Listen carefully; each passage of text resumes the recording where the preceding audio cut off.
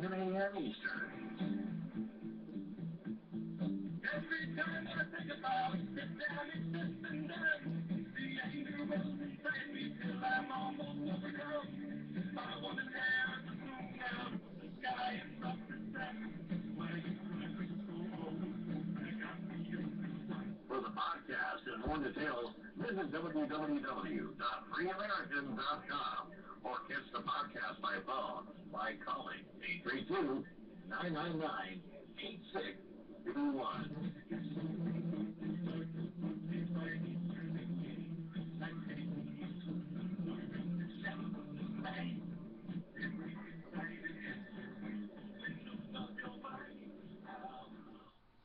Good morning, ladies and gentlemen. Welcome to another edition of the Free American Hour.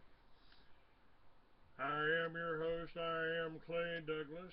My guest today is Melinda Pillsbury Foster. Hello, Melinda. Hi, how are you doing, Clay? Well, I'm doing. Thanks for having me on again. My pleasure, dear. My pleasure. I'm really enjoying your work, and I think my readers will be enjoying your work too. I've been sending out emails, trying to send out emails. It's been kind of a tough thing to do today because I wasn't on the internet. I didn't get internet till about an hour ago. I had to go down and wake up my landlord and have him reset everything. And so we got that done. And hopefully we'll be able to, hopefully everybody out here got something, and we've got everything working. Got everything working here. Hopefully. Although we don't have Wolf Spirit Radio up yet, so I'm not sure what's going on with that, but I will. Oh, okay. I see they've just come up. I see they got. Hang on a minute. Let me.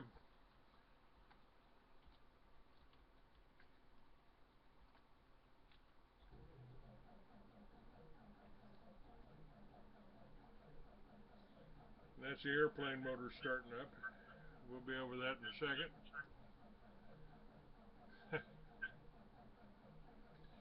All right.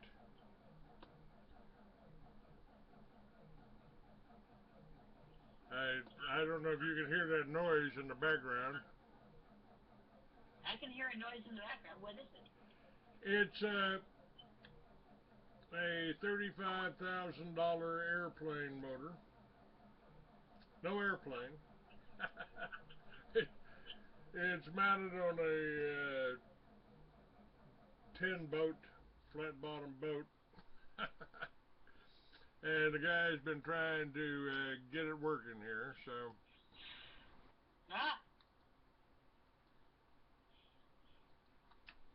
That's exciting. Yeah, hopefully we'll get it working this morning. So what we're gonna be talking about psychopathy. Yeah, yes. Yeah, what you said. Psychopathy. This, as far as I'm concerned here, and you can be sure and correct me if I'm wrong here. This world's being run by psychopaths.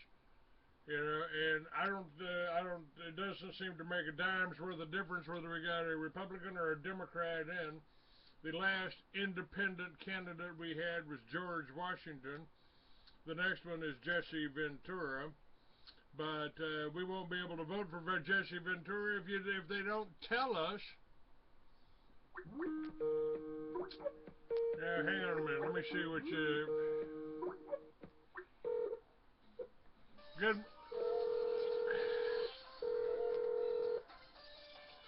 Alright, Dave, I got Melinda up. I already have Melinda up. And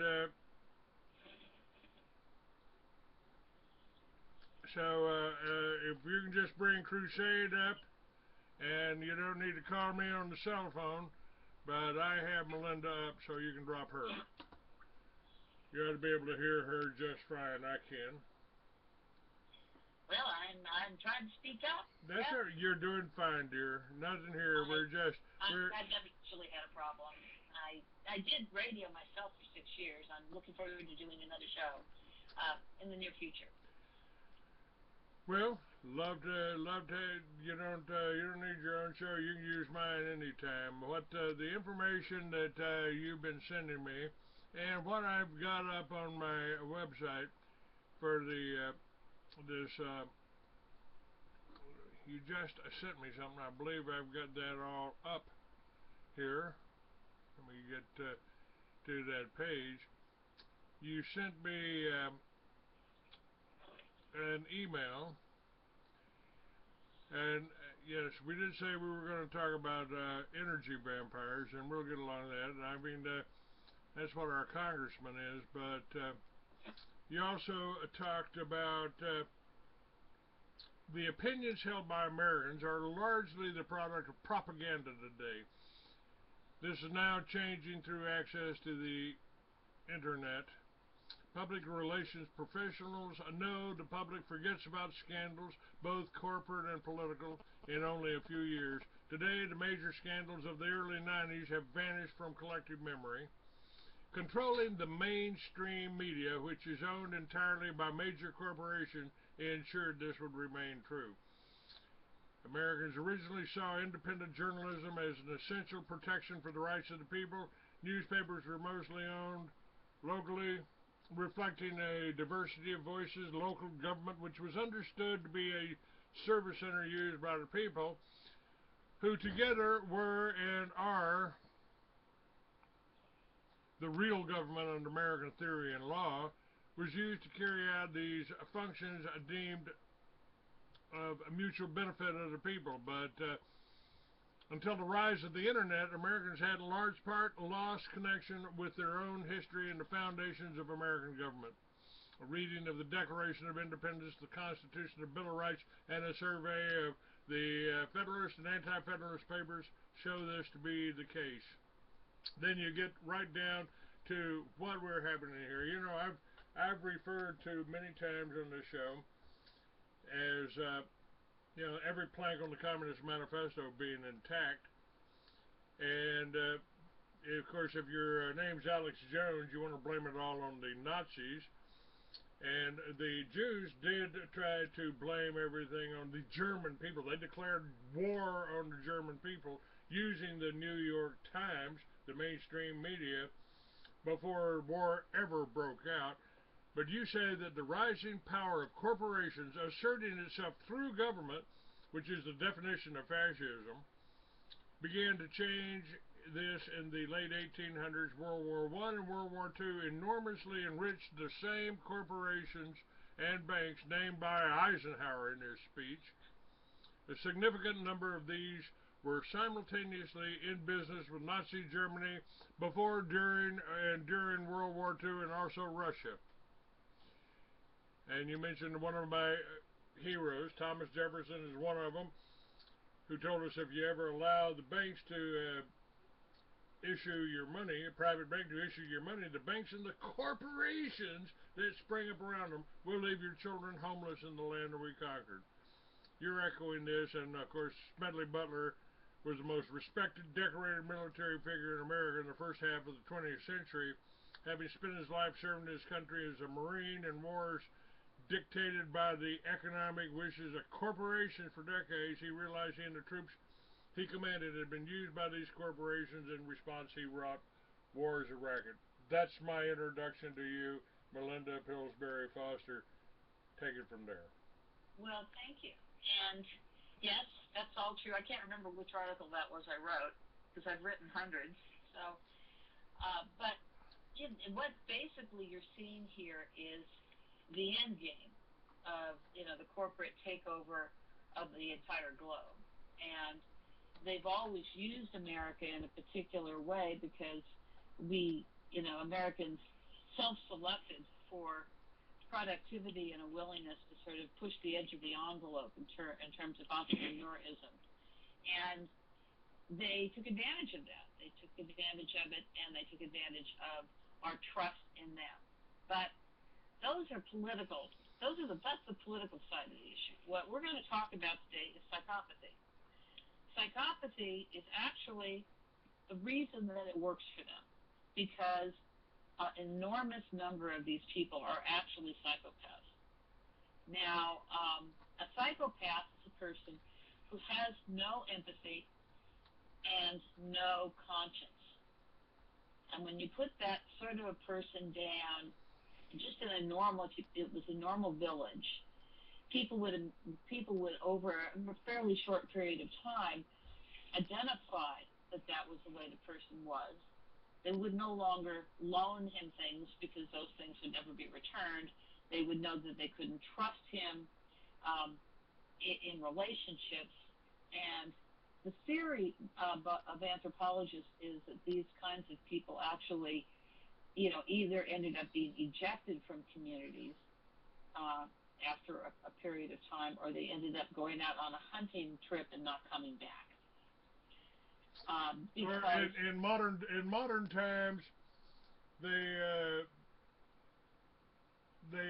take the people with a conscience out on a hunting trip and shoot them in the face. I think that's. Well, that would be Dick Cheney. Yes. Yes. Kathy O'Brien's handler. Yes, Dick Cheney. Yes, sir. Yes, sir. Yes, ma'am. Yeah. And we saw that in his whole his approach to 9/11. I mean, the 9/11 was probably a pretty good example of not having a conscience. Now, let me just I don't want to stop your flow here, but I've made the statement that when our troops come back from Vietnam or Iraq or Afghanistan, and they have somehow they've turned a conscience into a disease. They call it PTSD, post-traumatic stress syndrome, and it's that's a conscience. Suddenly somebody's got a conscience. They feel bad about killing Vietnamese farmers and dropping napalm on them and putting and poisoning their food. And some people don't have that conscience. Now, I've also kind of made the statement that I think a lot of these tyrannical people and these people in power and the criminal state of Israel, the people that run that, not the people there, these people may be jealous of us because I think we might have something they don't. I'd like your opinion on that. We've got a soul. We've got a soul. We've got a direct connection to God. No, they do not want to have a soul. They're very happy the way they are. I don't know how many psychopaths you've known, but I've known any number of them. And they view themselves as superior because they don't have a conscience, and therefore they can act as predators on us. They also tend to have extremely flat personalities, which they don't recognize. They don't see the things that they don't have. There is no hunger to have a soul in a psychopath. There is no hunger to have a conscience. So that's an interesting fantasy, but it doesn't have any basis in any study that's been done or any self-report by a psychopath. They're all very, very happy with who they are.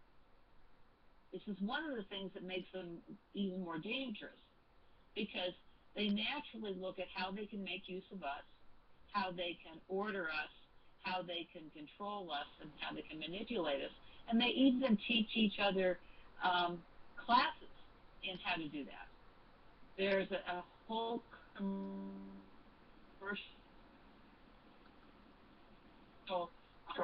providing this sort of technique. And just this morning I was writing an article. I do a column for the local paper, and I'll just read it to you.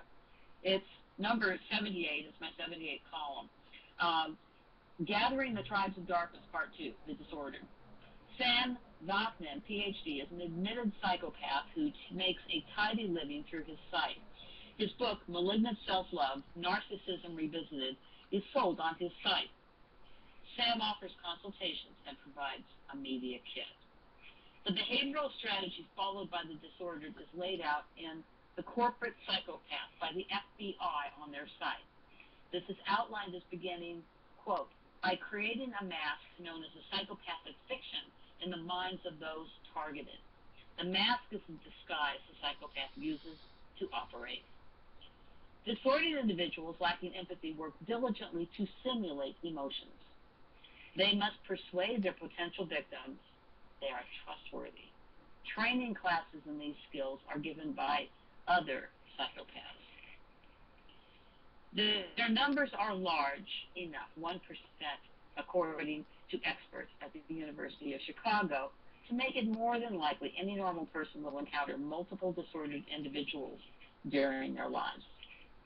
It is also large enough for those who identify themselves as disordered to seek associations with their kind. These associations, founded in self-interest, for instance, share information and resources. Psychopaths of all kinds are predators who routinely lie to get what they want.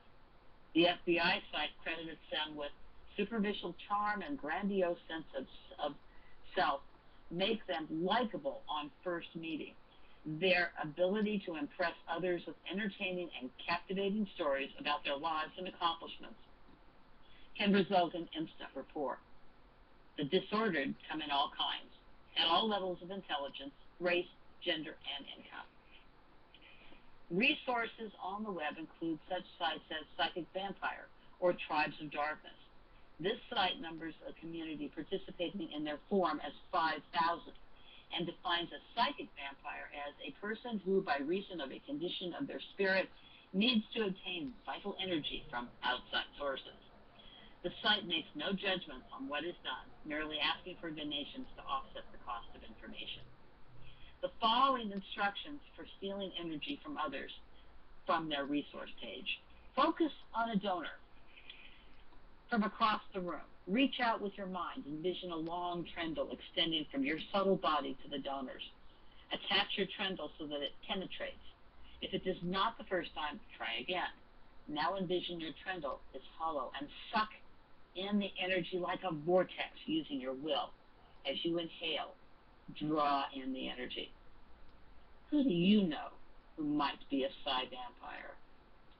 And that's one piece, 399 words on, a subcategory of psychopaths. It's I'm sure, I don't know whether I could identify them at the time, but I've run across a lot of people that fit that, and they're really destructive.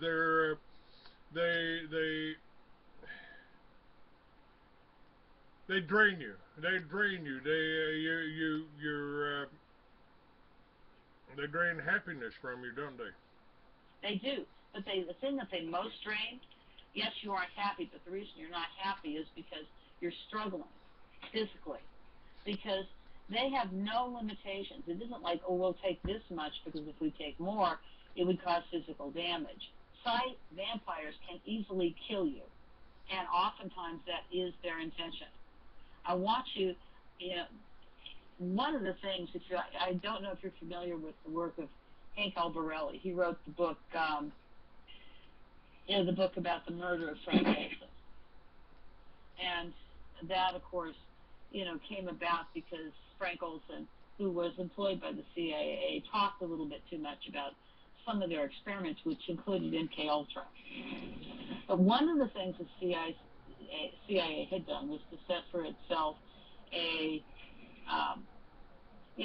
series of experiments which included anything that they could use as a weapon. And not surprisingly, in psychic abilities were included in that. When you think about it, it's a natural extrapolation. But if you look at what that may have meant in terms of how they decided they were going to use people with either a high level of inherent ability, a psychic ability, or how they were going to augment that, you have to wonder exactly how they would apply that. Would it be just used informationally, or coupled with an ability to kill invisibly? Would they use such people as assassins?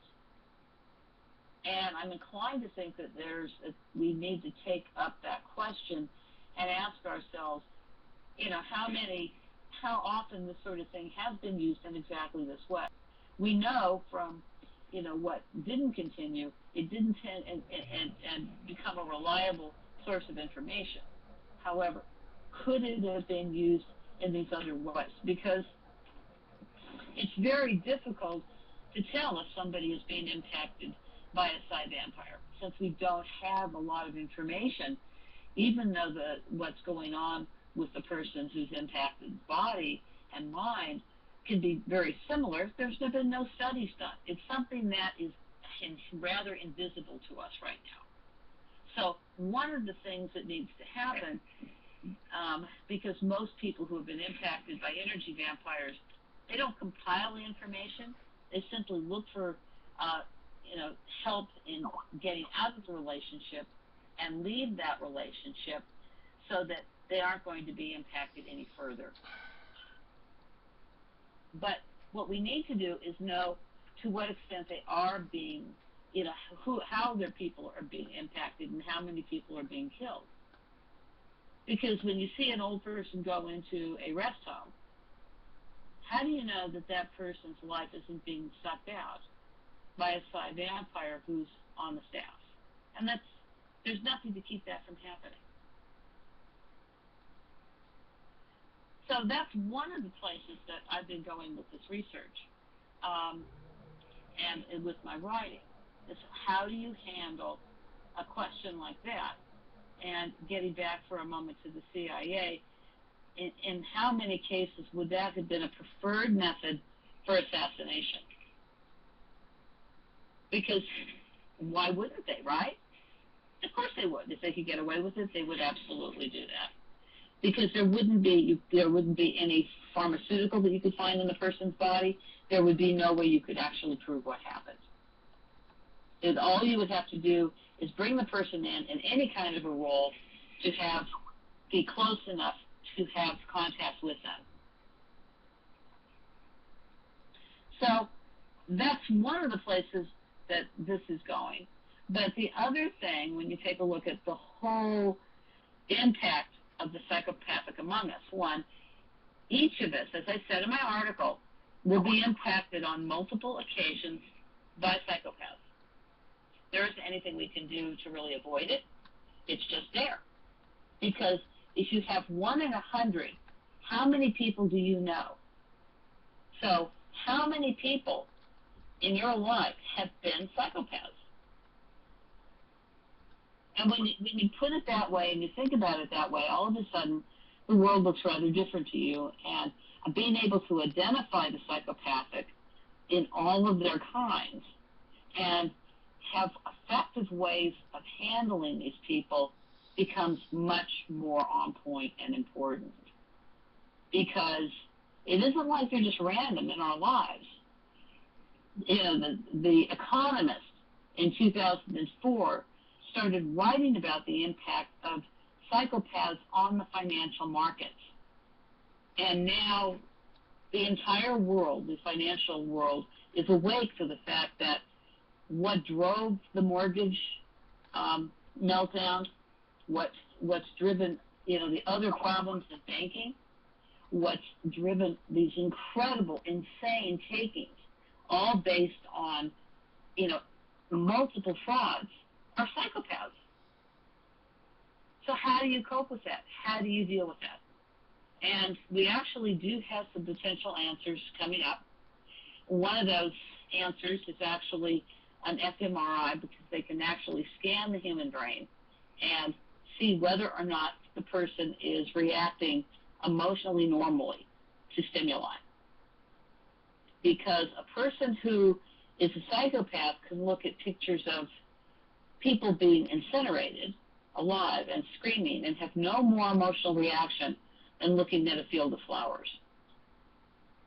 And they have done this testing. They started at the Mind Institute in New Mexico, and now multiple universities are doing replicating and extending the same kind of research around the country and around the world. Because people do see what the problem is and therefore understand that we have to have a solution. And if you go take a look at the oil companies, you go take a look at the toxic waste spills, you take a look at the strategy used by oil companies, for instance, in the Gulf, in Mayflower, up in Canada recently, what you see is something that is startlingly clear, a psychopathic reaction to a situation that enables them to reduce their operating costs by externalizing those costs to people in ways that literally kill them and destroy their lives. Now, let me point out what I think is maybe even a better. Why do I have that echo? Do you have your speakers on? I've got an echo here, and I don't know where it's coming from. Dave, you know where that's coming from?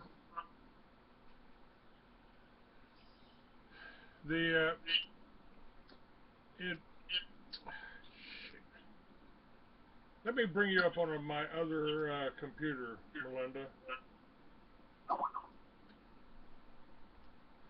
Can I do that? Sure. Okay. I'm gonna hang up and just I'll call you right back. Just okay.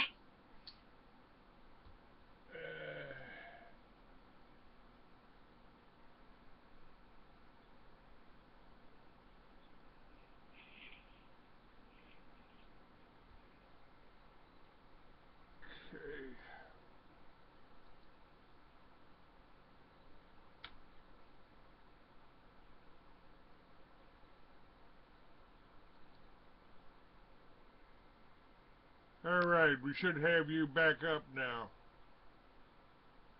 Yes, I think I am. Okay, great. All right. Yeah, that echo's gone now. And we're still recording on this one. So everything's working. Everything's working. To me, this might be a better example than the oil companies. You're absolutely right. The oil companies are, fomenting the wars between the Islamic people to take over the oil in their land so they can sell it to you here in this country. But we have a tendency, the American people, because they're programmed, by events like 9/11, to believe that the Muslims are our enemy. And what I consider a better example of psychopathy is the pharmaceutical companies who are using commercials, using Edward Bernays tactics to convince you that you need to take this medication. You need to go to your doctor. You need to get that doctor to prescribe something from you, whether it's Viagra or Valium or Luvox or whatever it is, for a disease that we never had 100 years ago, we never thought about 100 years ago, or to take a vaccination for a disease that's been eradicated. Well, we might have some anthrax going around here. We might have some smallpox going around here. We need to take a vaccine. They're killing us with their vaccines. They're killing us with their medications. They've turned us into a nation of drug addicts. I mean, that has to be the ultimate in psychopathy, is it? No. They're all the same. Every one of them, everything that you can point to, is a way for them to optimize income and externalize their costs. There isn't any difference between them. The fact that they do it eerily in every area, I think, is interesting. That it isn't like one over the other and one being more psychopathic than the other. They're all psychopathic. And it's their business plan. It's the Greenville business plan. How can we optimize the money that we steal from others and do it with as little cost and effort to ourselves as possible for a recurring income? Because that's the other thing that you see. They absolutely want a recurring income that takes very little time and energy on their part. And then what they can do is they just turn up the heat and take a larger and larger percentage until people have no time for anything. They don't have time to think. They don't have time to live their lives. And this goes along with both Agenda 21 and the larger long-term plan to actually lower the human population worldwide by killing people off. Because each one of these strategies provides ways to kill off considerable parts of the population in ways that they can actually identify and plan for.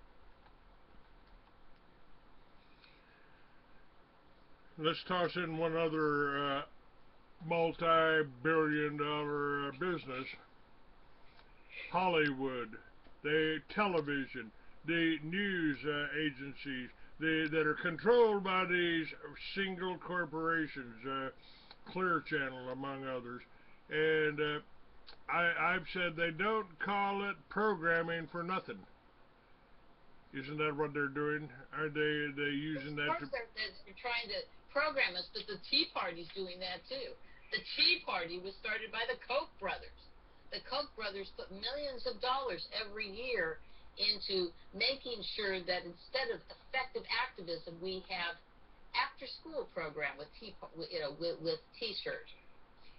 Because if you go take a look at what the Tea Parties have actually done, is they have simply funded a whole series of people who are very clearly NeoCons, who aren't going to do anything to enact change. And that's my movement. I started out as a libertarian. I actually knew some of the people who were first involved in the Tea Parties, as I knew people who were very strong supporters of Ron Paul. The Tea Party movement came out of a considered analysis of the Ron Paul revolution and was taken up because they were trying to find a way to stop that from happening to them again. So what I do, and this actually goes back, you clean your own house first. I started first as a Goldwater conservative, and then as a libertarian. I have a responsibility to clean my own house. I don't spend a lot of time thinking about what others are doing, because I have much more control and ability to clean my own house than I do somebody else's. So that's always been my operating rule. I certainly was potentially a libertarian, because I advocate then and now the decriminalization of drugs, the abolishment of all laws against victimless crimes, from a book I wrote 45 years ago, started 45 years ago.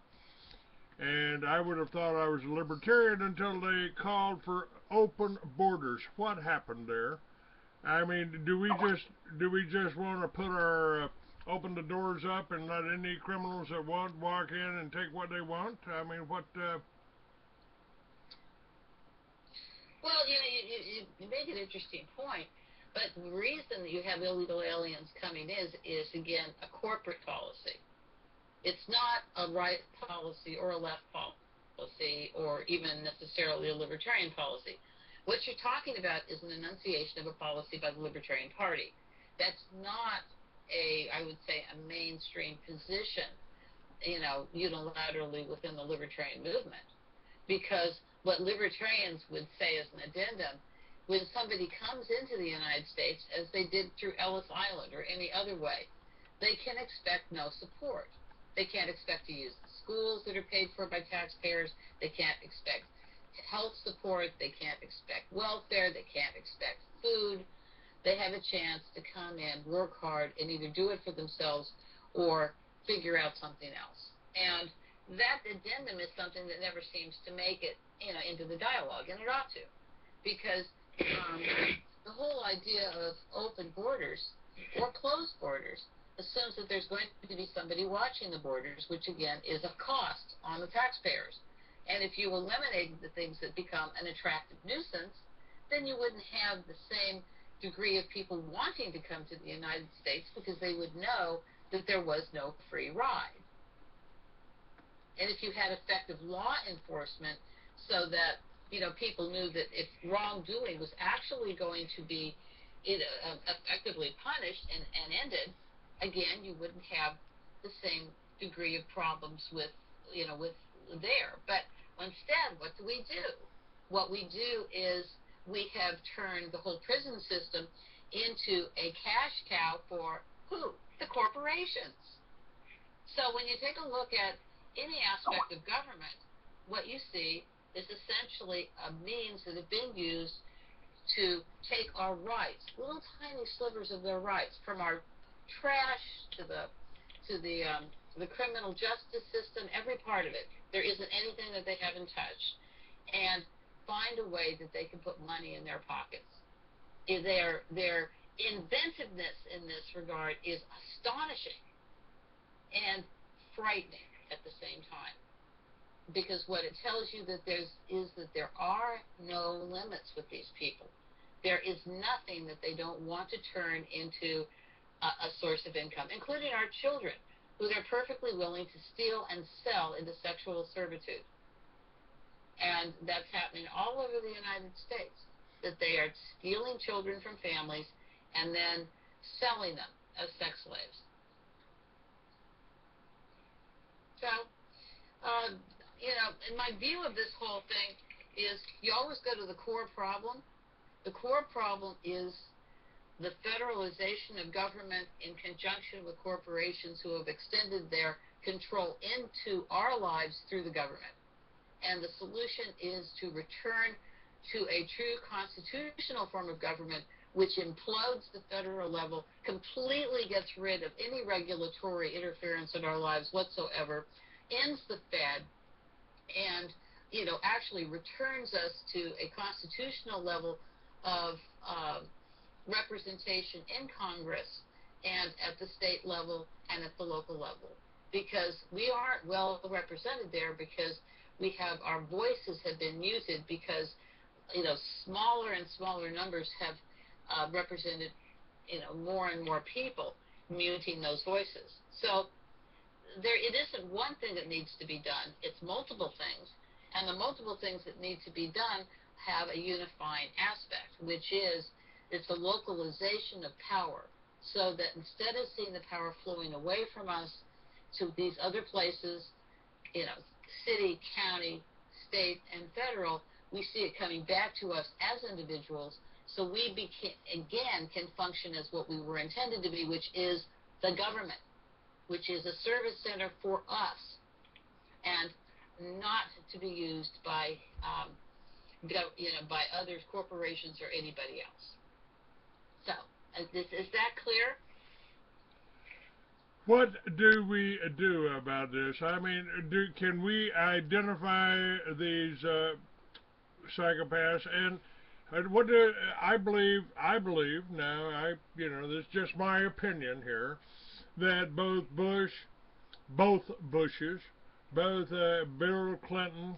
Bill Clinton's certainly more of a psychopath than obvious psychopath, and it goes all the way back to Franklin Delano Roosevelt, who got it, and Woodrow Wilson. Woodrow Wilson sold us out to the banks, and so did FDR. Well, so did Ronald Reagan. I mean, I liked him. He was a friend of my dad's, but it doesn't change the fact that, he joined the Republican Party with an agenda. The agenda was to become governor.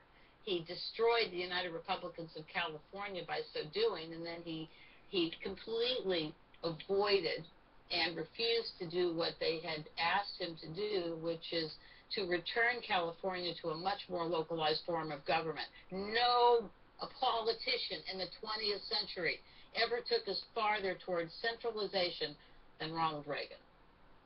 In two administrations, and he did it at the federal level as president in 2 administrations. And he also brought George Bush into the loop. That almost got him killed. Well, that was probably not very smart of him, but, you know, it was a career move. What could we say?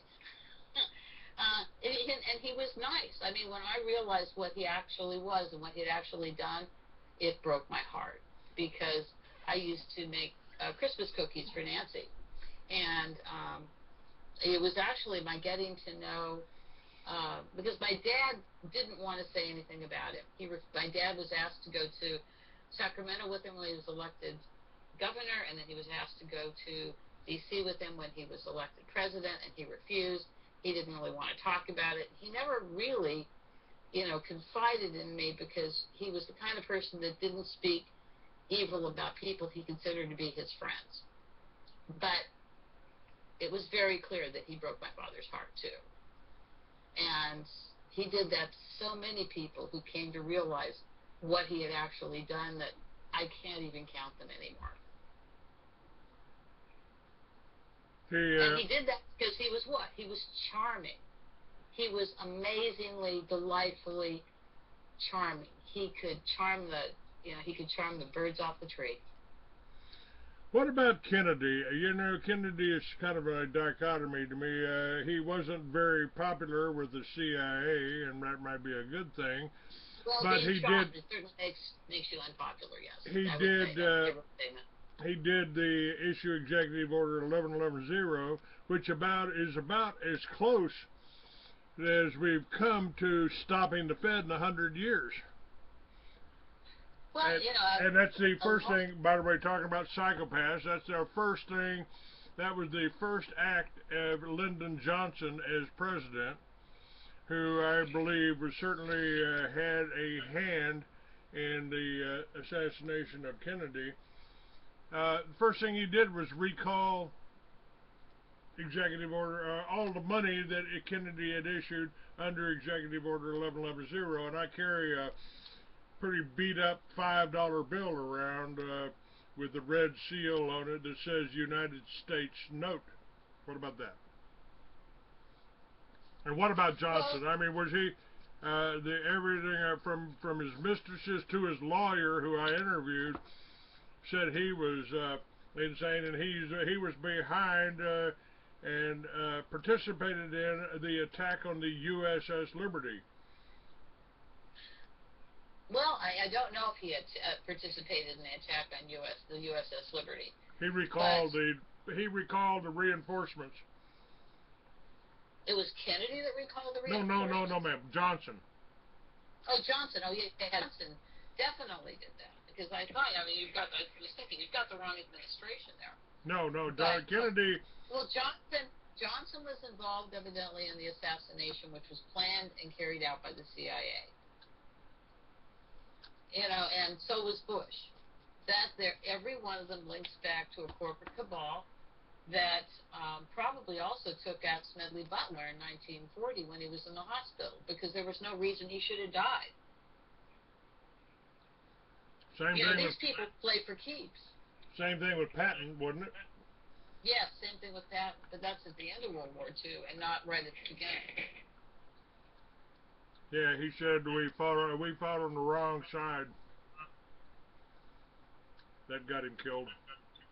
Well, it was hard to choose, because the corporates like to control both sides, and they do usually control both sides. If you go take a look at a political campaign, it doesn't matter who you elect. Nobody's going to be a candidate who isn't approved by the corporates. It's just not going to happen. I mean, because if they manage to get the nomination, they're going to be dead meat right now. Could we change that? Yes, but we can't change it by trying to restore the power of the federal government. We have to eliminate the power of the federal government, and the way that you do that is that people can take control back locally by organizing locally, because when power is dispersed, it's much more difficult to control it. And every time somebody gets off the grid with their energy, they have a house they're not going to have to pay enormous amounts to maintain, when they're growing their own food, when they are doing business in a way that doesn't put money into the corporate pocketbook, when They withdraw their children from the school system. All of these things, every one of them, there's an almost endless list. They are turning the spigot off and denying money to the corporations. And that is the thing that they most don't want to happen. That is the thing that destroys their business plan. We are at war with a business plan. I thought that the so-called accident, which of course wasn't an accident, that happened in 2004 to me, may have been because I proposed the Liberty Village thing. If I had not been silenced and stopped, I would have had motels, Indian style motels, Indian style teepees, springing up on self-sufficient family farms all around this country, creating an income for the farmer that they didn't have. And I was also got to be friends with Eugene Schroeder. And doing the research for my publisher's column, I found mention of Eugene Schroeder, who started the farm movement, who started the tractors. And I've told people anytime a tyrannical, call it communist, call it fascist, whatever you want, regime takes over, they go after the farmers first. They don't want you being able to feed yourself. Well, that's of course one of the reasons that growing food out of the local market. Also because the big farming, has not, has done a lot of bad things to our land, and the food that comes out of that system is in many cases flawed because they haven't been replacing the microminerals and microorganics in the soil. And, you have to have a more intelligent form of agriculture, which is extremely affordable and can be taken care of. There are a lot of counties in the United States right now that are approaching being able to feed everybody from within the county. And one of those is actually Santa Barbara. If you go to Santa Barbara today and you walk down the street, you may likely hear because people are actually keeping their own chickens in Santa Barbara, which has always been viewed as an extremely upscale resort area. But they got it. And another thing that's happening, which is a real reason for optimism, is that there's people are starting, and now that when subdivisions are going in, there are many subdivisions now starting around the United States that are being designed around farms with organic growing. Because people want to know that they're going to have access to good, clean food. And again, this is something that's going to cut the supply of money to the corporations and should be applauded. That is the Liberty Village concept, and I just put that story up, or that film up, or that article up on my Facebook site, Free American 69. And I also in the same area on my page, Free American 69 on Facebook, I also had the story of the Garden of Eden in Arlington, Texas, a group of people that got together, growing their own food, feeding everybody, feeding the neighbors, and they got raided by a SWAT team. They came in, handcuffed them, didn't find any drugs, didn't find anything wrong, trampled their plants, and held them at gunpoint. Arlington, Texas. Well, that's standard procedure now for the fascist state. And certainly, I hope that they're going to prefer charges and litigate. That should be a color of law issue, because clearly they should have known that that wasn't the case. What they did was a form of intimidation. They just simply wanted to stop people from getting off the grid. And we have to very firmly oppose that and support people who are moving in the correct direction.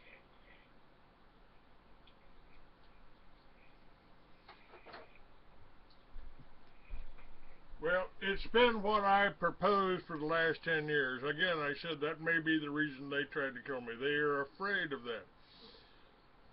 And you're absolutely right. That takes away from their corporate profits. I mean, plank number 9 on the Communist Manifesto is corporate farms. and government control of agriculture is number 7. Well, that's what they want, but there, it was never an issue of communism, because basically what they were doing is they funded the Communist Party and the takeover of Russia to create a boogeyman because they knew they weren't going to have the hunt anymore. You can credit the corporations with that, and wasn't really a political issue. It was again a Bernays positioning kind of thing.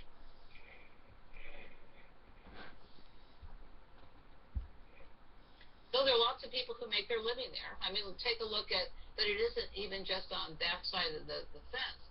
Take a look at somebody like David Horowitz. David Horowitz makes his living doing pretty much providing, justification materials for the Republican Party. And, he does quite well doing that, certainly more than he's worth. And there are lots of people in exactly that category. They're being paid to provide a service, noise, to stop people from understanding what's really going on. And I firmly believe that one of the things that we need to do is identify those people and make fun of them. Because when you see what they're really doing and what the action really is, it's much more difficult for them to continue that successfully. George Carlin did a good job at that, didn't he? He did, and Jon Stewart does a good job at that. Mayer does a good job at that. One of the places that Americans now by preference go to get their political information is not the political shows. Surprise! It's the political humor shows, because they're much more reliable on this sort of thing. So I think about that, when I look at these, and it makes me smile, because I know that they're getting soft. The mainstream media is softening because it isn't working and they're losing income. And that's exactly where we need to go. We need to keep the trajectory up. And if we do that, I believe that we're going to turn this around and we're going to take our country back. But not the country in the way that it was. We're going to return America to what it should have been in the first place and what it never should have lost, which is multitude of communities who are governing themselves and cooperating openly, for the betterment of everybody. Because that's the correct model for human action. And it's a model, unfortunately, you don't see discussed very much in economics, because economics has tried to move away from that kind of value issue. But the fact is, that's what people want. They want to be in communities where they feel secure and happy with each other, where they don't have as many people to know well, because too many people in a community, just in raw numbers, most people find hard to feel comfortable with, because they can't know them well enough, and that lowers their satisfaction level. And that seems to be just a biological issue with humanity, because we come from communities that are small, that weren't made up of that many people, and we feel most comfortable when we are in small communities with others, so that we can appropriately relate to them and care about them. Now, the novel I wrote, and I believe you've got it, probably hadn't had time to read it yet.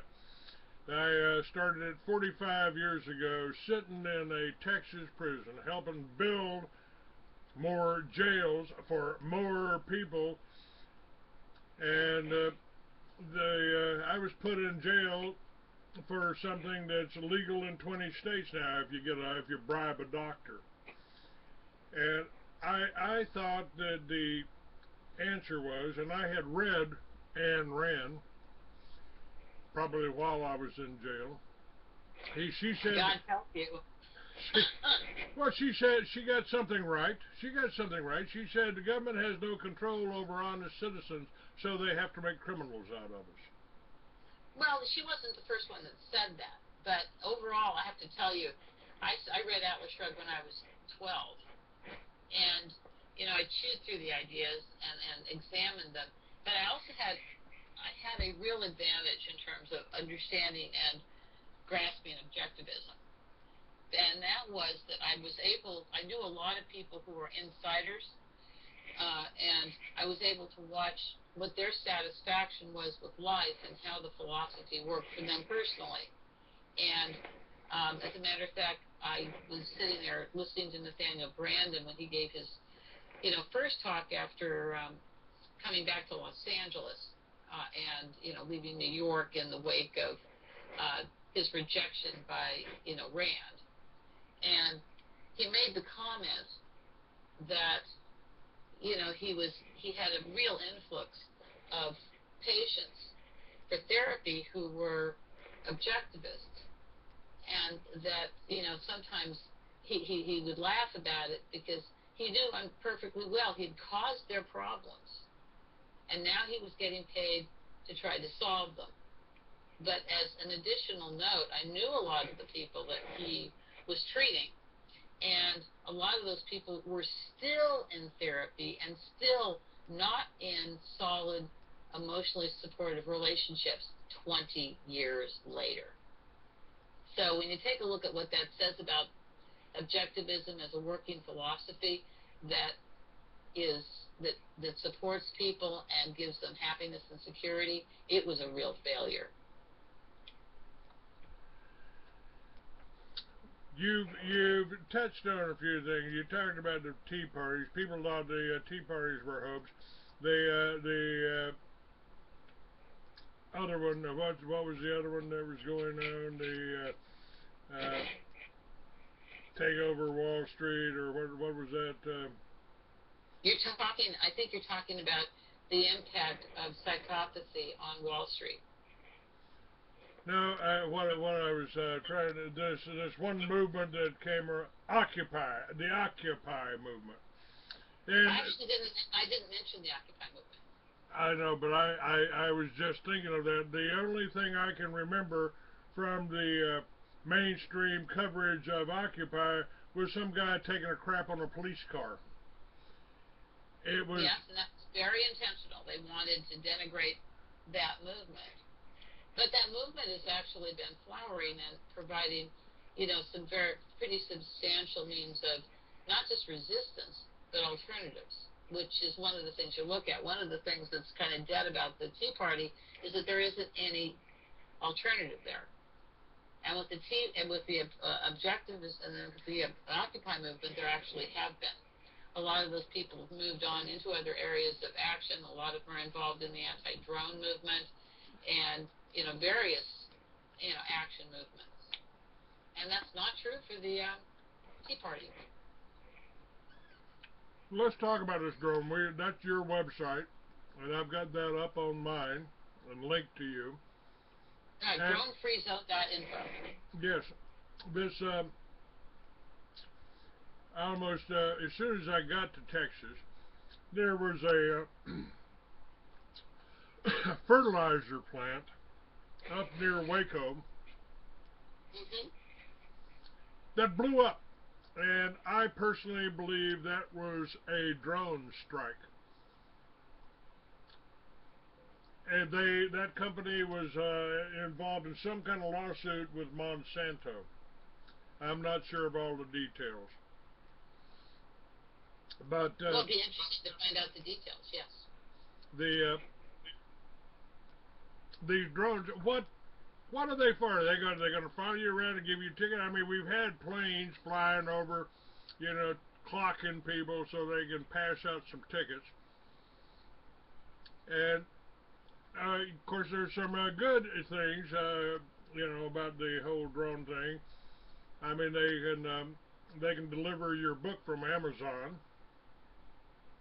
but these winged drones that they use to blow up weddings in foreign countries, what the hell are they doing in America? They're getting ready to blow up Americans. That's what they're doing. They have to get them in place first. But, it's very clear there's a trajectory there. I mean, after I don't know if you remember the publishing of the anti-government movement handbook in 1999, but it was very clear from that point on that they were spending a lot of time, energy, and money in deciding how they could cope with the fact that there were people who objected to the way the world was going around them. And what they did was they put together a handbook showing law enforcement how to deal with anti-government movements, and they started naming exactly who was a terrorist. And I was in, actually, it was like 2006. I was sitting in a meeting of the National Federation for Republican Women, and we had a speaker who was a local deputy sheriff, and he got up and named constitutionalist Ron Paul supporters and other long list of people who I would have to, at that time, have said, wait a minute, this is us, as potential terrorists.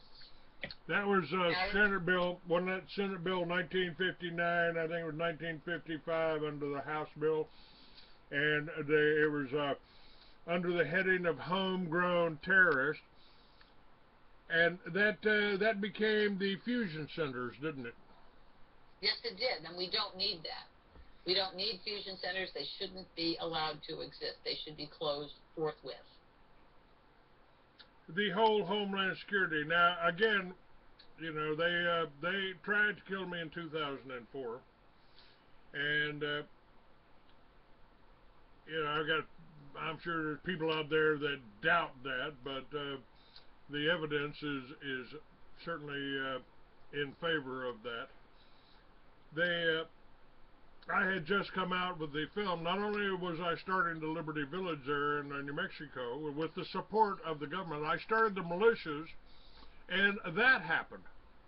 I mean, the ADL came after me big time. I didn't know a Jew from a Muslim, and I didn't care whether I didn't go to church. Just give me a Harley and leave me alone. That was my whole attitude. And then suddenly, I'm targeted. FBI even put out a guide to right-wing extremists that listed Clay Douglas and the Free American in that. Put it in every police station around the country. Nice to be popular. Yeah. Nice to be popular. Yes, ma'am. It's I think they've even stopped it. They figured I was getting too much publicity, and so the ADL or Southern Poverty Law hadn't said anything about me for a year or two. But this. I made one call. I called the governor, and the governor said, "Don't worry about it, Clay." And he recalled that booklet from New Mexico.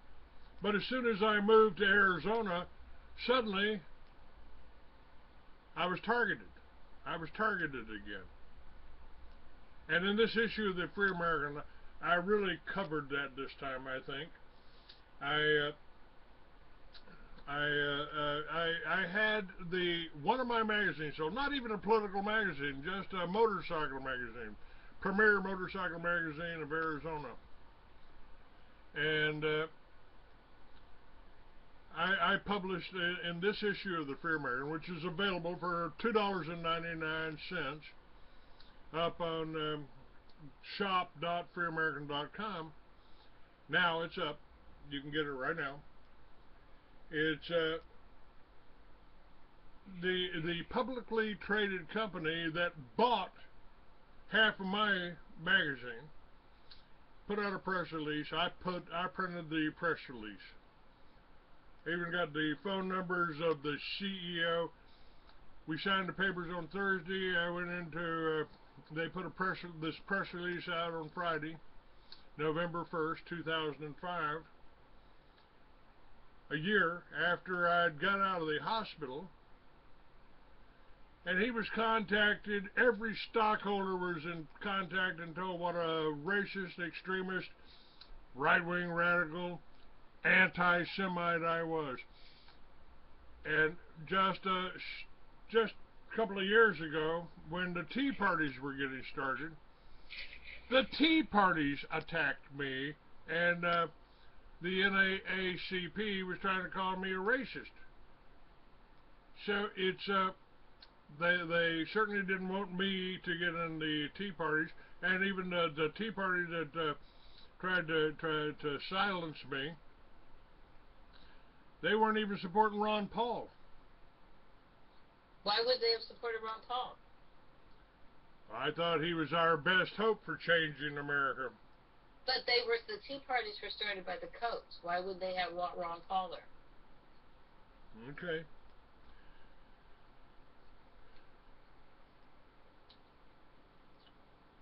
Well, they did their best to demonize me, too, so... What is the answer here? I mean, I started this magazine, and started the militias, and started this radio show after what I saw happen at Waco. I mean, they killed 17 little children, then they blew up Oklahoma City. The BATF blew up Oklahoma City, in my opinion.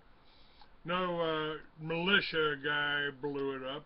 Timothy McVeigh wasn't in the militia. He was in the U.S. Army. I published his death certificate if he died. And there's some doubt about that. People that were there said he was saw him still breathing after the supposed execution. So, what is the answer? What is the answer?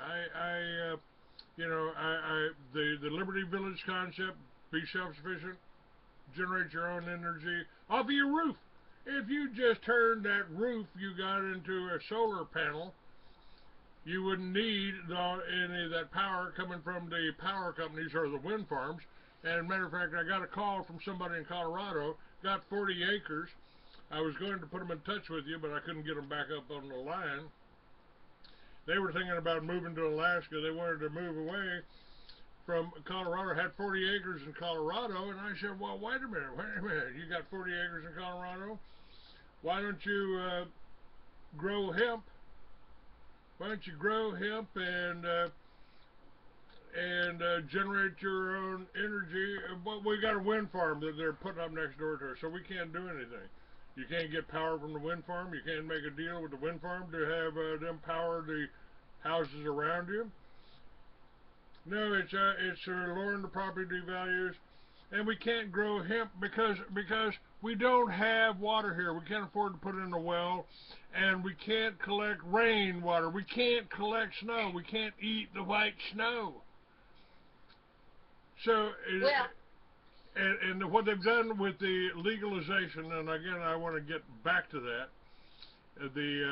If you abolish all laws against victimless crimes, let people grow their hemp, let people grow coca leaves up in the mountains of Colorado, and take down those fences off the border, replace them with tables, let people bring anything they want up, tomatoes, coke, pot, bread on the table. Let them pay a duty on it. That's their legitimate source of income in this country. And abolish any laws against victimless crime, so a man with a badge can't walk up to you and say, oh, what's that in your pocket? Is that marijuana? Whoa, you're going to do some time. Oh, we're going to take your car. We're going to do this. We're going to do that. If a man with a badge can do that, we're we're in the police state. You're in a police state. Yes, ma'am.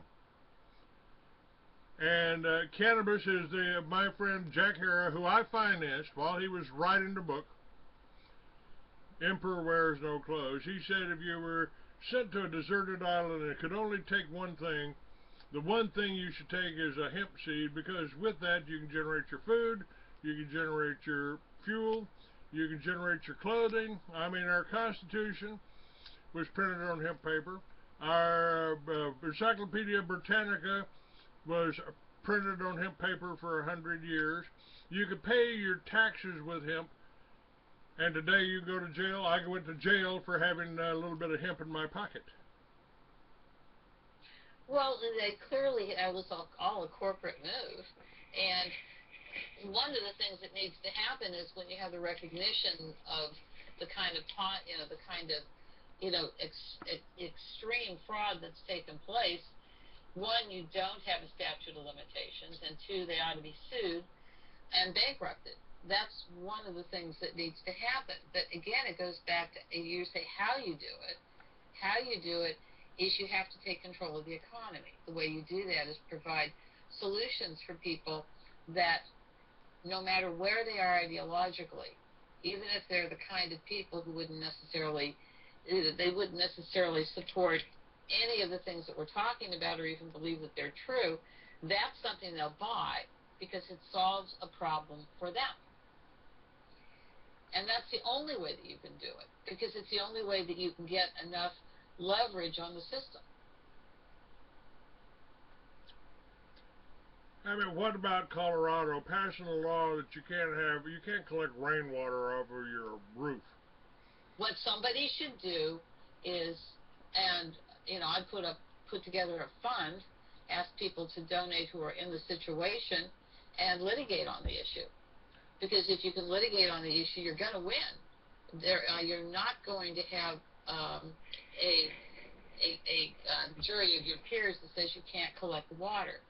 And this has not been done, unfortunately, because people simply don't think about it. They don't think about what their alternatives are. They simply decide they're going to move away, they're going to do this, they're going to do that, but they're not going to really oppose it. Also, you have to get hot on the media, because if you start walking into the newspapers and the stations and sending them, videos as news releases and really laying out exactly what's really happening, they will start to use the information, even if they're corporate, because we've seen that. When they get hit enough, they use it because they also are losing market share, and they know if they don't cover these things at all, they're simply going to be out of business. And again, the thing that works is economic leverage, and you have to create the means of doing that locally, because you never, ever, ever want to try to do anything on a federal level in terms of organizing, because it makes you too vulnerable. The person I was going to recommend, somebody I had on to the woman in Colorado. They do have a legal firm, and it is a lawyer. And I asked him about that. What about the water? What about the fact that what happened in Arlington when they raided this Garden of Eden people? What about that? He said we can. We would back them. We would fight them. We would do this. Well, if he does that and he has that kind of practice, he may have experience in color of law lawsuits and that sort of thing. I don't know. I don't know what his name is. Do you remember? Michael Connolly. Michael Connolly. Okay, I've never heard of him, but you'd look him up and see what his hit rate is, how many wins he has. That's the thing that you do with attorneys. You see what their win rate is. Okay, I'll look that up. It's been a while. Need to have him back on again. But yes, you absolutely should, because that sort of thing is to be encouraged. So the woman that you're talking about in Colorado is going to litigate, right? The last time I talked to her, she was just planning on moving off of this 40 acres. Well, that's too bad, because that's exactly the kind of case that needs to be litigated. They're also saying that they are trying to put so many stipulations on the growing or the sale of cannabis there in Colorado that it's almost they've almost negated the whole idea of it being legal now. And that needs to be litigated too, and it can be. Now, oftentimes what you want to do, Colorado is a very good state for bringing in outside counsel, because you can very easily. And so, actually, I was going to start a project this way to, raise money from growers and other people who are interested, and take in an attorney to litigate the issue in Colorado, because we know we could win on that one, because it's such a clear constitutional issue.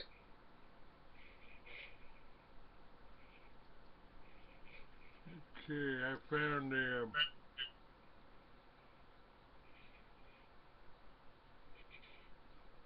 I'm not an attorney myself. However, no mean attorney. Very mean.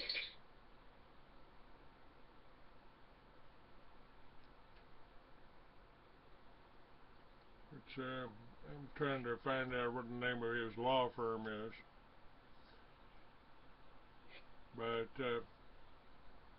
got him up on YouTube. You can find him. You can hear him by doing a Google on Michael Connolly and Clay Douglas. It's Constitutional Law Alliance, a nonprofit corporation that deals with issues affecting U.S. citizens. Polluting the world without strict responsibility goes down the toilet. Nobody wants to do the nasty work. You know, the shit that we all just think about. Most good citizens are just... Are you there? Yeah, I'm here. That was a YouTube thing playing. So, okay, but yeah, I will have him back on and talk about this. You know, the part of the problems I think that we've had is the lawyers are profiting off of the system, and very few of the lawyers, they're all members of the British Accredited Registry.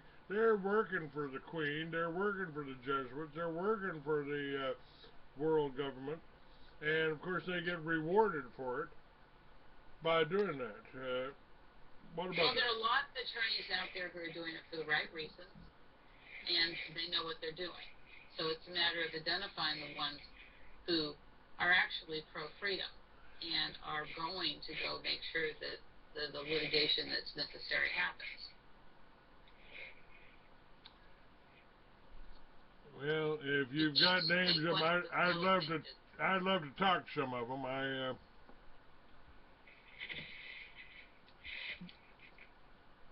But this Go to beatirs.com. Okay. Okay.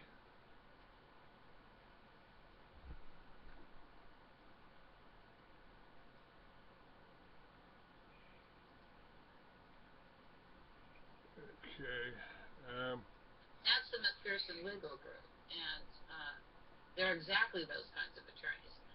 Mac, he's the senior partner, and he founded the firm, was an officer in Vietnam. I think he retired as a captain or a major or something like that. He'd been out in the front lines, went back home, got married, went to law school, and when he was working at his first firm, found that nobody was willing to defend cases where people had been accused of tax fraud. He said, why not? Why won't they do that?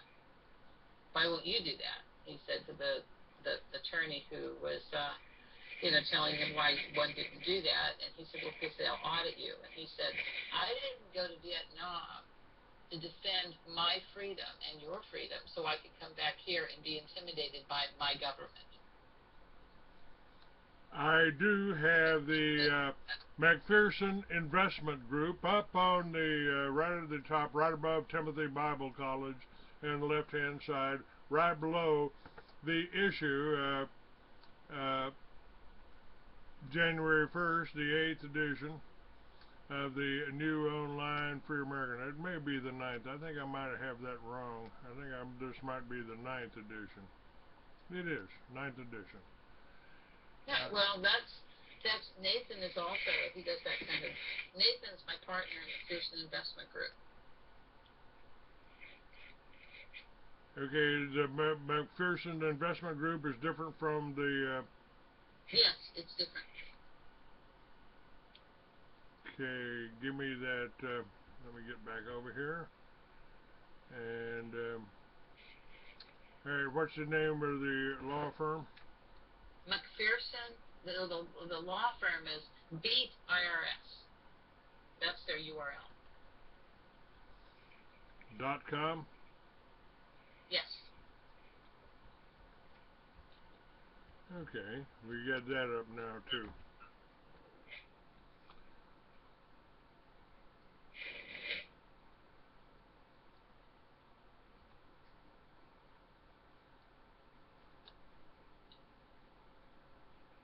You we've got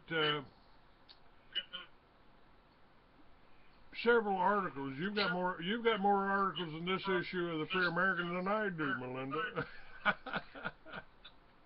Well, I didn't put them in there. You must have. I did. I did. Praying for Psychopaths, Charles Lincoln, who I just had on my show. And why am I getting this feedback now? I don't know. Okay, let me find that.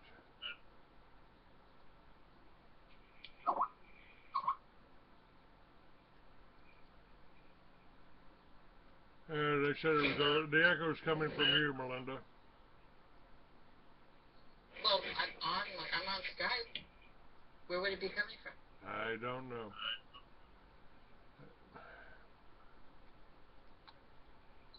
I've got headphones on.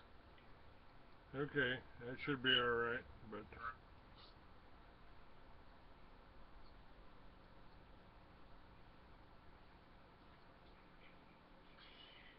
So you were saying about the McPherson group. I've just added this up.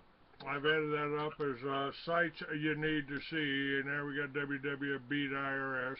We've also got the McPherson Investment Group. Tell me, and I've got the story that you wrote on my guest a couple of days ago,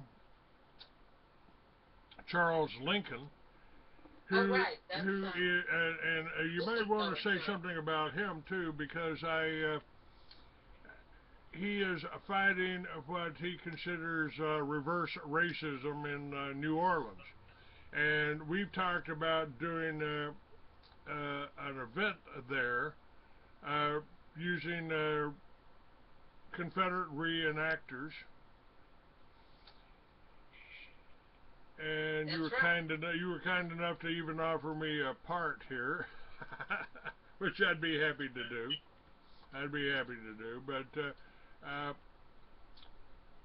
let's talk a little bit about that. We got I think when I was doing the interview, and we got on so many other subjects. We had so many other things to talk about that we may have missed it a little bit. He wants to. There's a bishop that's having an event there, and they're really trying to paint the wrong picture of what happened in the Civil War. Southern Spirit Rising.com.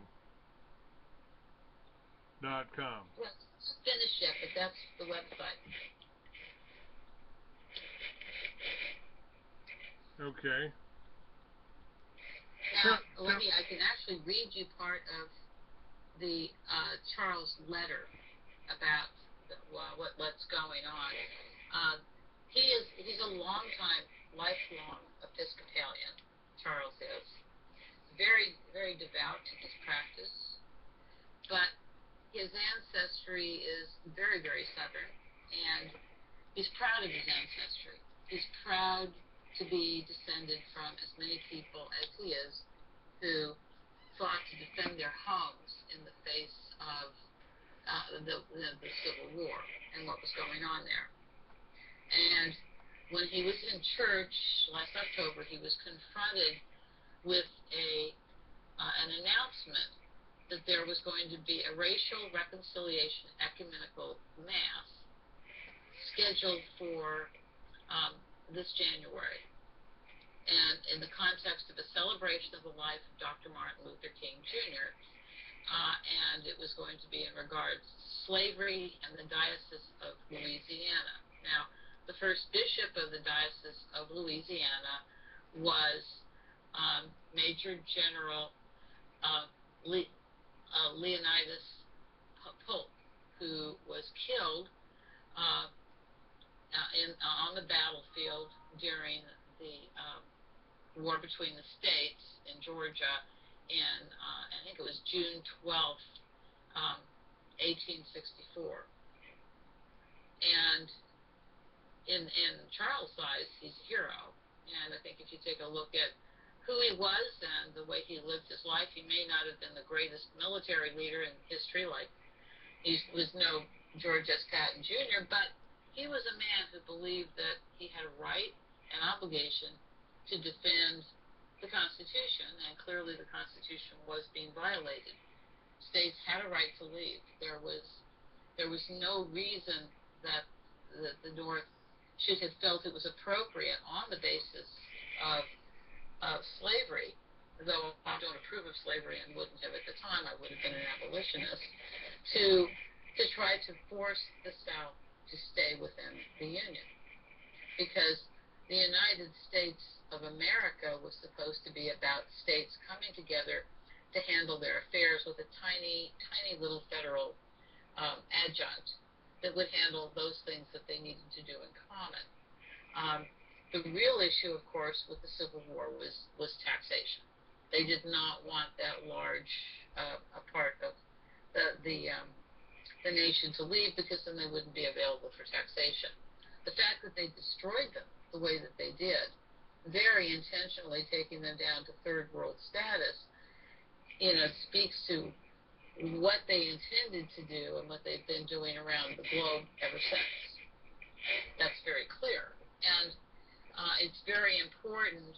The reason that we're doing this isn't so much, it really has very little to do with slavery as an issue. What it has to do with is the intention of most of the soldiers who fought for the South was that they wanted to defend their homes, their families, and their livelihoods. And they believed in the Constitution that they had a right, if they felt that the Union was no longer representing their interests, they had a right to decide they were going to sever the relationship and have their own union. And it had been not even 100 years that that we had a union between the 13 colonies, and so it's sort of shocking that they would have been so able to forget the principle. Melinda, you're getting Melinda, I'm getting a lot of static from you. It's it has to be coming from your microphone. I don't know why. It's right here. You want me to turn it up? Yeah, that. Now it's okay. Now it's okay. I don't know quite what was happening there, but it's doing all right now. Okay, it seems if I hold up this little thing, it's better. So I'll hold up this little thing. Okay, it's kind of a strange sound. It just sounds like you're breathing into the mic or something there for a second, but I think it's okay now. Okay, well, I hope it's okay now. So that's the story. What we're going to do is we want to awaken all Americans, but especially Southerners, to the fact that they have been cut apart from, the whole, and their constitutional rights were violated. And we need to revisit what happened and what the facts were regarding slavery, because you need to confront that head on. And Charles Lincoln does, his background, actually his PhD is in anthropology and history from Harvard, is very well aware of exactly what was going on in terms of the economy and the forces of commerce around the world in both Africa and the United States that were playing into the continuation of the slave trade. And then this was something I wasn't aware of, but it is definitely something that needs to be taken into account when you take a look at what was going on in Africa. The people, of course, and most people generally vaguely know this, that the people who were actually selling, Africans into slavery, for transport to the United States, were themselves black. What they don't know, and this was the thing that was rather shocking, was that the ones that were actually sold into slavery to face transport across the oceans to the United States were avoiding a different fate. And that fate was that they were being conserved in herds for the purpose of providing food.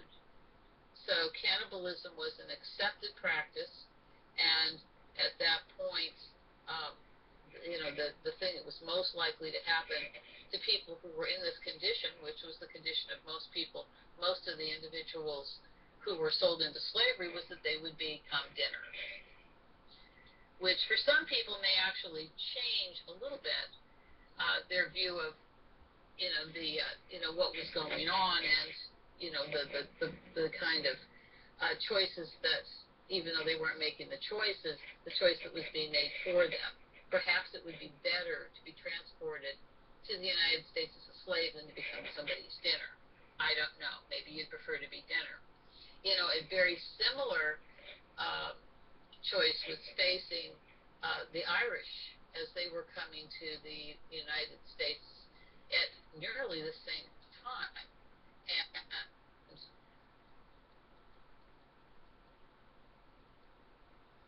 Oops, lost you you here. had people in the upper classes on ships who were seeing hideous conditions of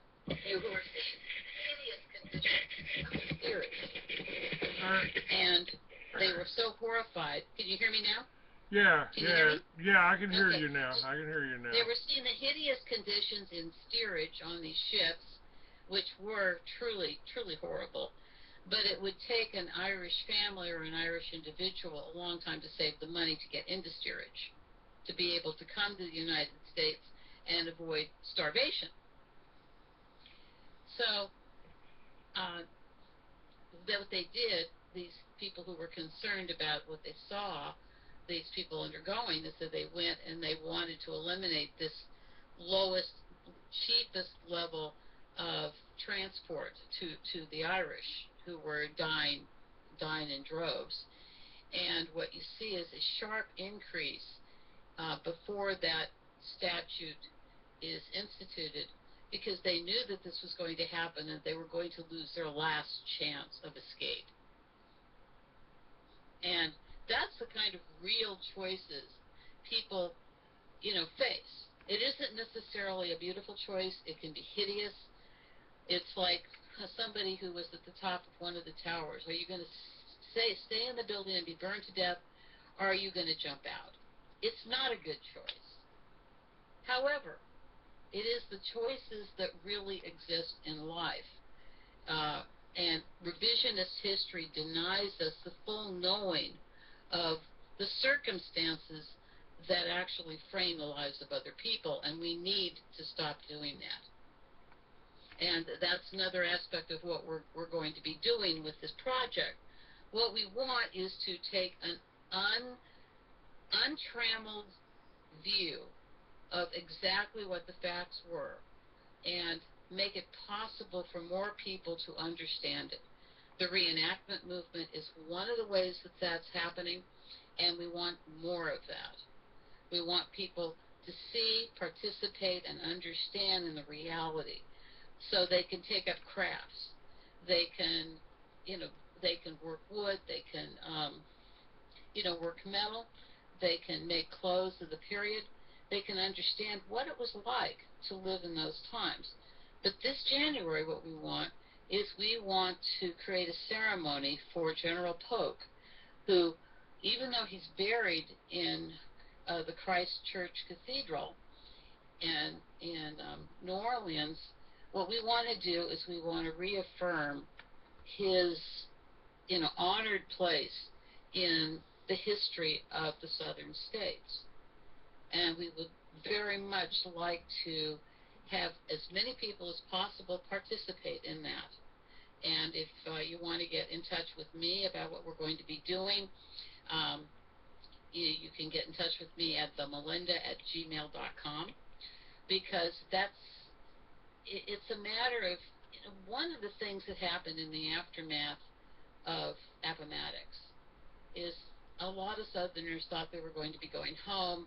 They were going to be pick up the shattered shreds of their life, and they found out instead that they were going home to an occupied nation, where they were going to become second-class citizens and go through a generation of additional defeat, where they would be demoralized, where their lives and their rights would be minimized. and they would see their children growing up accepting that they were second-class citizens. And at this point, we can only speculate what impact that had on, subsequent generations. But we can know that it was devastating, and it caused tremendous antagonism between whites and blacks, and it radically lowered the resources available to Southerners to pass on to subsequent generations. And there were so many other ways to handle the issue of slavery that did not include violence, because that was happening around the world, and only in the United States was a decision made that Americans would be told to shoot other Americans on an issue that had no support constitutionally. In other countries, it had been handled by simply compensating slave owners for the slaves, and that would have been much less costly, and it would have not created this aftermath of destructive behavior and anger that is still with us today. And that's what we want to alleviate. We want to see the spirit of Southerners, renewed, and go and take a course that will be positive for all of us by affirming their heritage in the events of 1861 to 1865. So that's the event. Well, I think that's certainly something to get involved in and that we need, because isn't that exactly what is happening now, that we see is happening now in the United States? They're dividing us from patriots to, pro-bankers. They're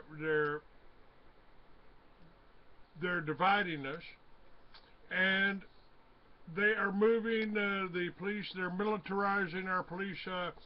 It started, and I reported on this in the Free American over almost 20 years ago, about the multi-jurisdictional task force. They were putting the Army, using National Guard in with the police departments. I think those have morphed into the SWAT teams. The homegrown terrorist bill, Senate Bill 1959, turned into the fusion centers, and I filmed the first Homeland Security meeting. Colonel John Brinkerhoff was lecturing law enforcement in Albuquerque, and saying that in case of a single outbreak of smallpox, in case of a disaster of sufficient magnitude, in case of an atomic attack, we would need 400,000 well-armed, well-trained, organized troops to control the American people. Exactly, and that's what they want. They want troops to control the American people. Let me read you a few remarks from this letter by Charles Lincoln, because I think that, they're very eloquent and very touching. Okay. It appears very plain to me, and I want to convey to you all, that if you omit an entire side of the argument, especially the arguments of the founders of Christ Church and the position of the first bishop of Louisiana, you will be denying and in fact defying historical truth and reconciling with no one except by forced and silent acquiescence. Even more ironically, but perhaps more importantly, by allowing a historical revision which omits most of the major players in history, or else includes them only by impugning their honor, I suspect you may actually be facilitating a process in this country which is laying a foundation for a new and permanent high-tech slavery, far more brutal, gruesome, inhuman, and oppressive than was the old. Specifically, aside from Mr. Goldstein's thesis, I see nothing in your program on or on the diocesan website that presents the viewpoint or allows any input from the alleged offenders, namely the descendants and modern admirers of white slaveholders or white Confederates, such as both Presbyterian President James K. Polk, his cousin, Episcopal Bishop Leonidas Polk, and other Episcopalians he knew and respected. CSA President Jefferson Davis and Commander-in-Chief Robert E. Lee, as well as martyrs to the cause such as Bishop Polk and Albert Sidney Johnston. I write to you as the direct descendant of one of the several brothers who fought under General Marsh Robert Lee's command, one of whom was wounded and taken prisoner during Pickett's charge at Gettysburg, among other Confederate veterans. There can be no truth, no reconciliation, and no real understanding, and no future of individual freedom or empowerment where the ancestral heritage of my people, the Southern white Anglo-Saxon Protestants of the South, are excluded and or vilified for their involvement in a cause which they considered noble. Their struggles in support of liberty and the separation of powers in the original United States Constitution of 1787 is one which I myself consider noble. I am a lifelong student with a BA magna cum laude and Phi Beta Kappa from Tulane, MA, and PhD from Harvard, JD from the University of Chicago, of the long-term processes of cultural evolution and history underlying the modern social, political, and economic situation. And that's part of a very long letter, but it is very heartfelt, and I think that anybody, if they listen to this, has to agree that you cannot deny the descendants of people who believed that they were involved in a noble cause from having a voice today to defend their ancestors. I agree with that, and of course I'm a Texan, and we fought on the side of the South.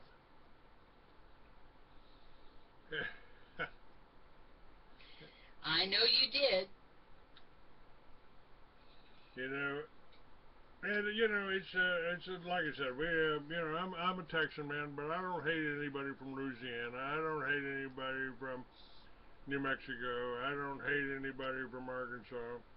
Don't hate anybody from Oklahoma unless they refer to us as Baja Oklahomans, then we got to fight. Yeah, you got to fight then, right?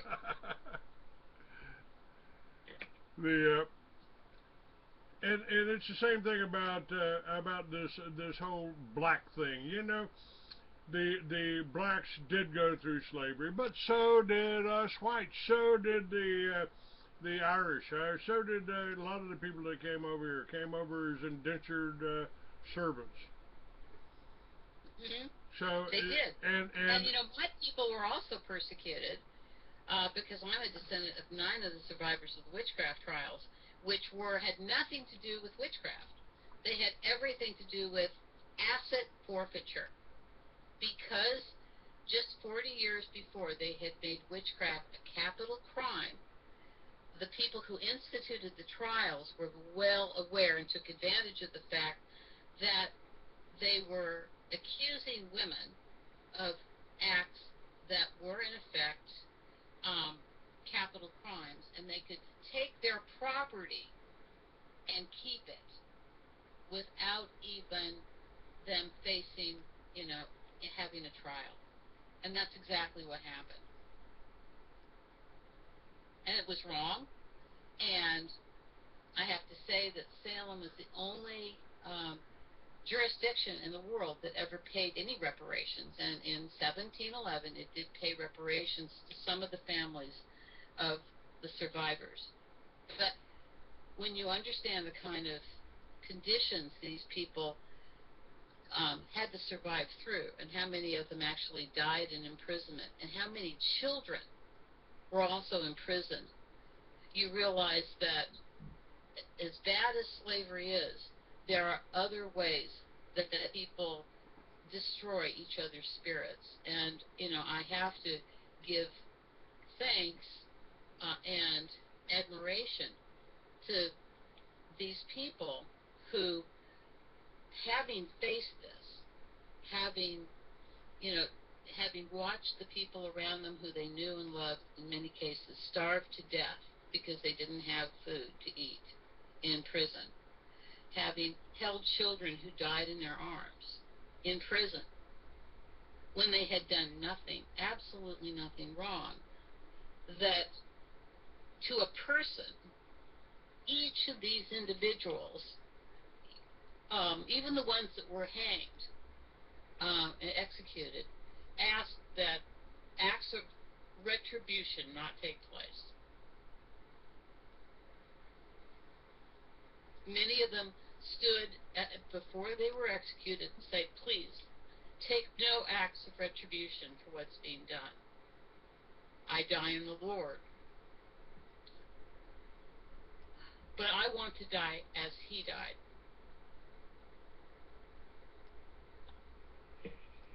Now, one of the things that I've got up on the website, one of the things that I did want to talk to you about, we got about 10 minutes left, how the NeoCons stole freedom. Yeah, I'd say they did it very efficiently. I think they did a good job, you know. They did. And who are the NeoCons? Where'd they come from? I mean, most of these NeoCons that have wrote the project for the New American Century, which it's like a guidebook on how to become tyrannical, I think. No, they weren't radicals. These were business people. Let me explain it, because I know the story. One, they're not who you think they are. You know, you've probably heard the term Rockefeller Republican. Yes. Well, and you probably know who William Buckley was, right? Yes. William Buckley was an early neocon. His first job out of Yale was actually with the CIA. He started a magazine, National Review. The intention of National Review was to steal the term conservative. The other thing that they did, they very intentionally went after Goldwater. When they didn't want him nominated, they did everything they could to keep him from being nominated because they knew he was an independent voice. And when that didn't work, they did everything they could to ensure that he was not elected president, because they wanted to own the term and control the term conservative. This was also why Ronald Reagan ran for first governor and then president. It was to displace what people thought they meant when they said conservative. At the same time, in the early 70s, you have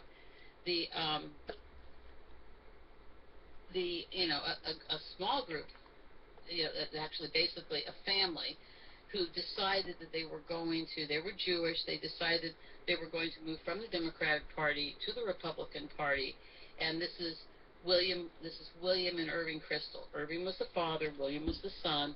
Irving has died, his son is still an operative, and he wrote the book Neoconservatism.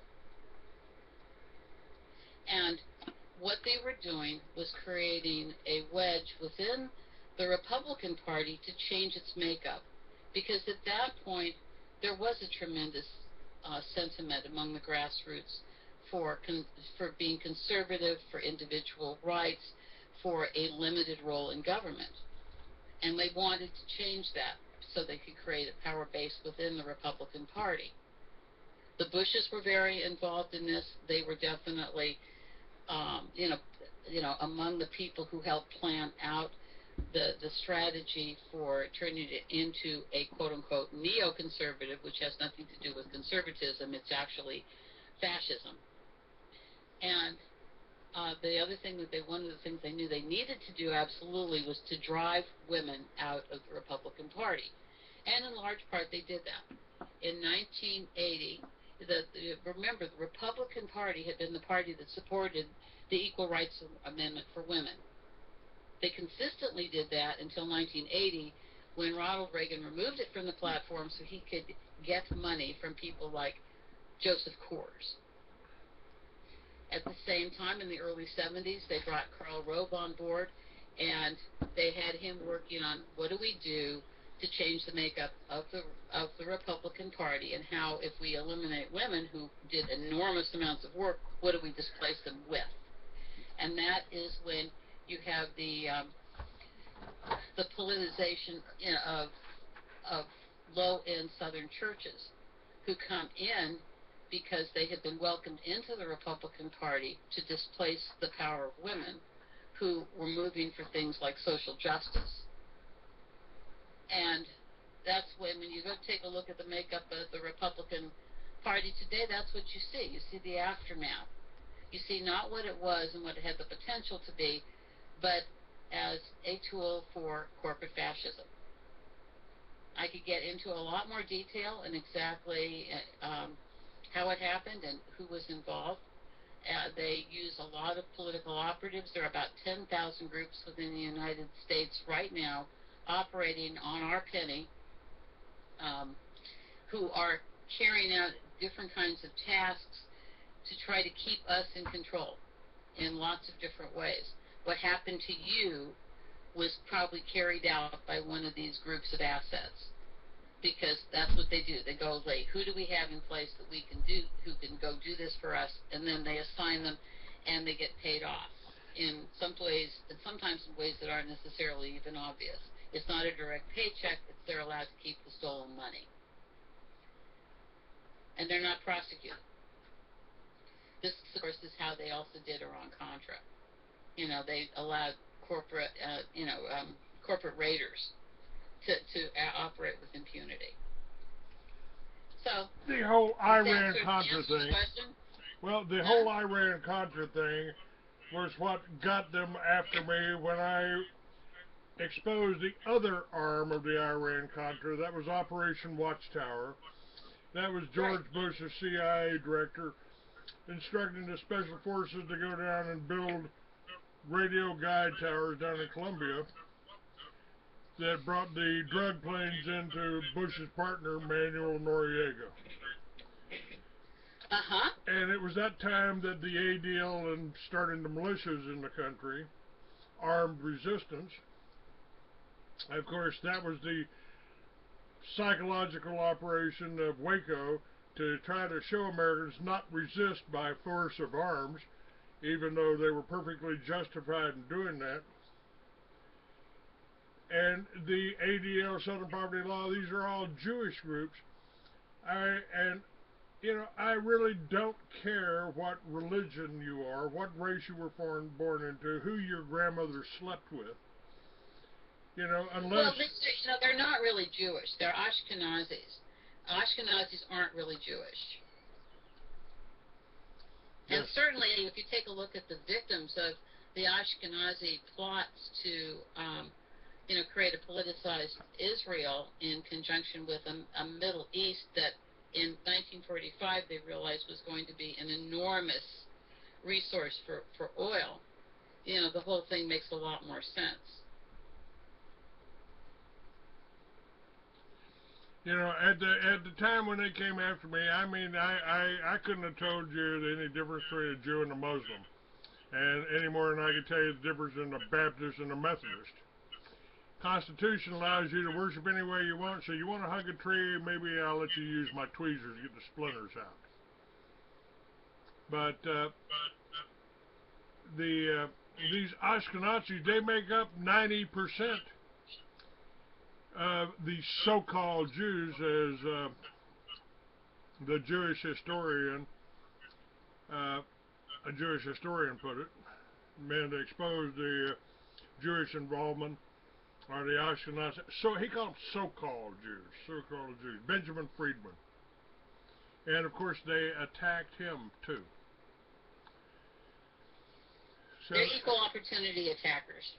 Yeah, they went after my friend Aaron Russo when he exposed, especially after he exposed what Rockefeller had told him about the wars, going to war with Iran, and about the idea of chipping all Americans. I mean, you know, we were there for 2,000 years what the mark of the beast was, and suddenly we got this, in the 21st century, we've got these little RFID chips, and we've got commercials for them on television.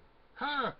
George used to forget his medications, but now we got this little chip. We got this little chip, and it tells the doctor what's wrong with him, what he needs, and how much is in his bank account.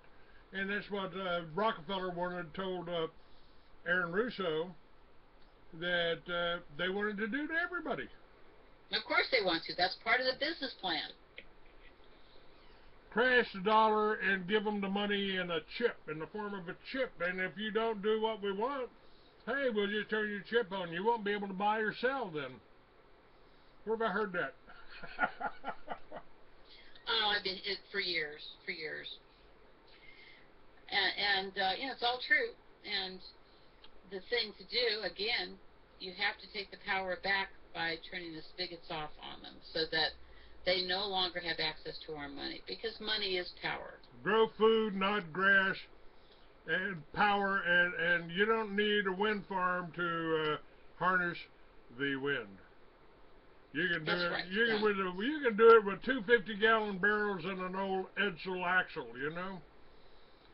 Well, and there's lots of other forms. There's some really wonderful high-tech forms that aren't particularly expensive coming onto the market now. There's one that's, and I'll send you, I have to go find the link, but this one actually turns your house into a it generates enough electricity to power your automobile, and then your automobile can become a mobile generator and power your house. That's right. Why couldn't, you know, I remember running my lights off of a little generator that clipped onto my bicycle, it clipped onto the wheel, and it'd keep the lights going. Run it off of the wheel. Why are they doing that now? Why are they doing that now? All right, Melinda, I want to thank you, and it's a pleasure to be working with you. And I think we got a lot to look forward to. I don't think this is. I'm not bringing you just bad news anymore, people. I'm telling you that they don't have the power they want you to believe they have. If they did, we'd still be under the Roman Empire. And we may be under the British Empire still, but we can change that. There is hope here, and we don't have to go quietly. They're afraid of us. We outnumber them all to hell. Melinda, thank you for being with me. I'm more than happy. We'll be putting your next articles in the Free American every month. Thank you very much. Thanks for having me. You take care. All right. God bless you. Bye-bye. God bless. Bye.